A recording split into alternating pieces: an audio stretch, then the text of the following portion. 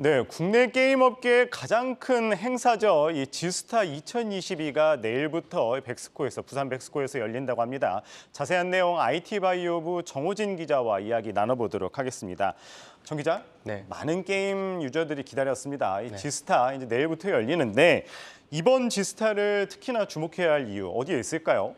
그렇습니다. 일단 게임주 같은 경우는 실적과 신작 두 개의 엔진으로 움직인다고 해도 과언이 아니기 때문에 이번 지스타에서는 신작에 굉장히 주목할 필요가 있겠습니다. 물론 일부 큰 성공을 거둔 게임들을 제외하면 게임사들마다 이 효자 역할을 하던 게임들도 이 다른 신작들이 출시되면 매출 순위가 밀릴 수밖에 없습니다.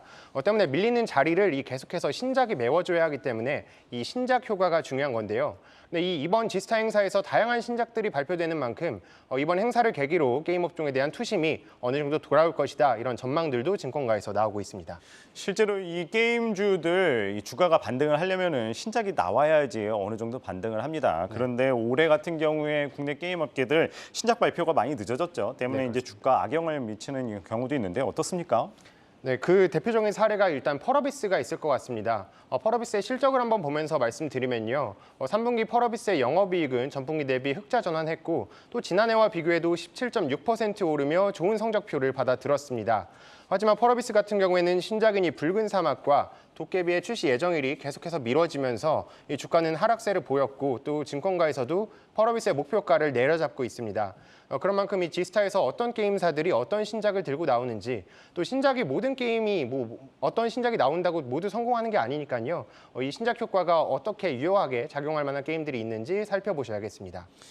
네, 이번 지스타 또 주목할 게 이제 역대 최대 규모로 열린다죠. 아무래도 과거에 이제 코로나 때문에 다소 축소되게 열린 만큼 이번에 기대되는 게 사실일 텐데 이 지스타에서 소개될 게임 가운데 주목할 만한 거 어떤 게 있을까요? 네, 시간 관계상 대표적으로 세 가지 게임사만 먼저 짚어드리겠습니다. 가장 큰 곳은 일단 우선 가장 많은 관심을 받고 있는 건 넥슨입니다. 넥슨은 4년 만에 지스타에 복귀해서 보시는 것처럼 총 9종의 신작들을 발표할 예정입니다. 특히 보시는 것처럼 마비노기 모바일이나 카트라이더 이런 게임 같은 경우에는 이 기존 IP를 활용해서 새로운 게임들을 개발하는 거고요. 또 이 가운데 또 데이브 더 다이버라는 게임이 있습니다. 이 게임 같은 경우에는 현재 스팀이라는 이 세계 최대 게임 플랫폼이 있는데 이곳에서 지금 사전 출시돼서 지금 즐길 수 있거든요. 이 게임 같은 경우 전 세계 인기 순위 1위를 기록하면서 현재 주목받고 있습니다. 다음으로 크래프톤도 볼 수 있겠습니다. 크래프톤은 올해 12월에 이 칼리스토 프로토콜이라는 신작을 출시할 예정인데요. 이 게임은 미국에 있는 크래프톤 독립 스튜디오에서 개발이 진행됐습니다. 그리고 이 데드 스페이스라는 이미 전 세계적으로 팬덤이 형성되어 있는 이런 게임의 개발자가 디렉터로 참여하면서 이미 전 세계적으로 기대감이 큰 상황입니다. 또 마지막으로 카카오 게임즈 같은 경우에는 액션부터 슈팅, 수집형 RPG, 굉장히 다양한 장르의 신작들을 이번 지스타에서 선보입니다. 이 가운데 모바일로 출시되는 에버소울은 수집형 RPG로 개발이 됐는데 국내뿐만 아니라 북미, 유럽, 대만에서 이달 말부터 동시에 사전 예약을 진행할 예정입니다.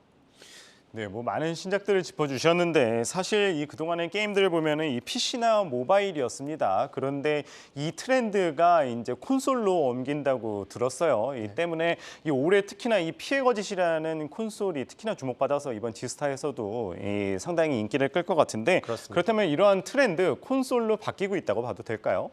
네, 그렇습니다. 이 게임사들은 콘솔에 집중한다기보다는 플랫폼의 다변화라고 표현해달라고 하더라고요. 근데 왜냐하면 이 파이가 제한된 이 국내 모바일 게임 시장을 넘어서 이 서구권이나 이런 글로벌 시장을 공략하기 위해선 이 콘솔 게임 시장을 공략해야 한다는 겁니다.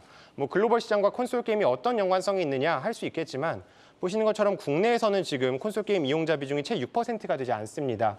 하지만 북미나 유럽만 보더라도 이렇게 35%, 46% 정도로 굉장히 비중이 높은 것을 볼 수 있거든요. 그렇다 보니까 국내 게임사들은 글로벌 시장 공략을 위해선 콘솔 게임 개발 등 이런 포트폴리오의 다변화는 선택이 아니라 필수다, 이렇게 말하고 있습니다.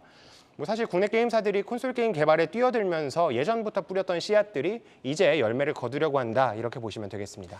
네, 내일부터 직접 지스타에 참관한다고 들었는데 갔다 오셔서 좀 더 자세한 내용 설명해 주시기 바랍니다. 알겠습니다. 네, 정호진 기자였습니다. 잘 들었습니다.